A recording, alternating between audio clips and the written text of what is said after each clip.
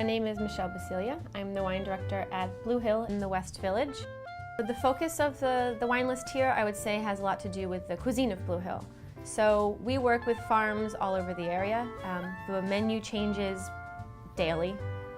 So the wine list changes daily and the wine pairing changes daily. What I do love about wine is that you can never know enough.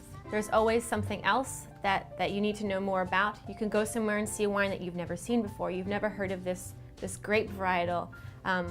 And what I want to do is just go home and read about it and learn about it and drink more of it. Here are two wines that I've added to the list that I'm really, really proud to have on the list and that I just really love and enjoy. So this first one here is from the Canary Islands. So it's off the coast of Morocco, actually, just south of the island of Madeira.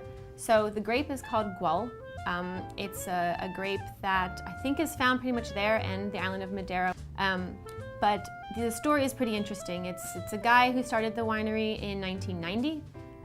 And he wanted to only plant varietals that were indigenous to the island of the Canary Islands. So he's on the main island. It's called Tenerife.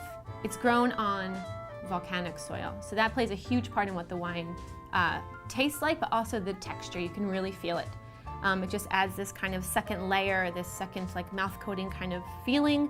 And the finish is ashy and it's minerally and it's smoky. It's a little bit salty because it's grown close to the ocean. It's just an awesome wine, bright acidity, and it just pairs well with so many things that we have. You know, it's great with things like, I don't know, things that like fish that have like a mouthfeel to them. You know, scallops or maybe like tilefish or monkfish if we have it. It's my go-to recently. I love it. People love it. I don't think anyone else really has it. This wine here is another one that I really, really love. The story is kind of similar to the story of the Vignatigo, where it's John Charles Abatucci is the winemaker. I mean, he has a lot of history for the island of Corsica, which is where the wine is from, because his ancestors were all generals, so there's lots of street names after him. You see the name Abatucci all over the place. Areas of the island have different types of soil. So in the north you have, you know, the schist and things like that, but as you get further south where Ajaccio is, on the west coast, it's more granite soil. So he makes a Vermentino that's fantastic. Just 100% Vermentino, stainless steel. It's so delicious and minerally. But this is a red, so it's a blend of Schiacciarello and Nielluccio. Schiacciarello is a wine grape varietal that is supposedly a clone of Sangiovese that was planted on the island of Corsica in the Middle Ages. So it has that, you know, that kind of like tomatoey, vegetal-y kind of quality to it, but it's totally different than, you know, any Sangiovese I've ever had before because it's softer, it's more floral. You do get this nice saltiness in this wine too, even though it's red, which I think is incredible for food pairing because it kind of hits you on the mid-palate and then it finishes so soft and clean and dry. It's fantastic.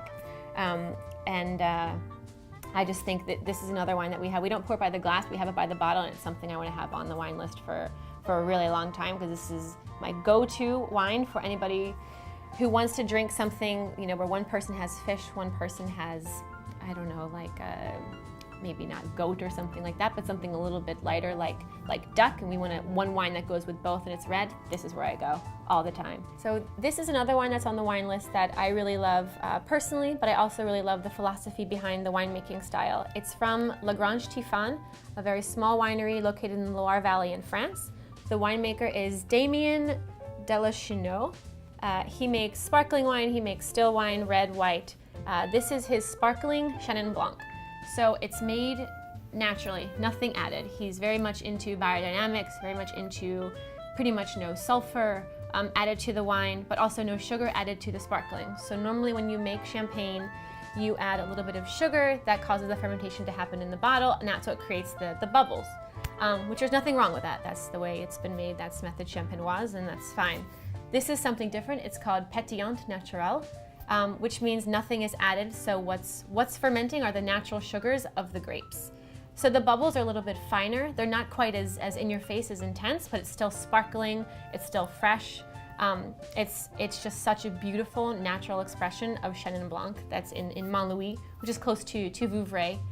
In Loire Valley, and it's great. It's appley. It has that kind of spicy horseradish thing that you get in Chenin Blanc, but the finish is clean, dry, soft, and long, and the bubbles are so soft and fine that they really just kind of like melt when you drink it. It's a great, great wine that we have here.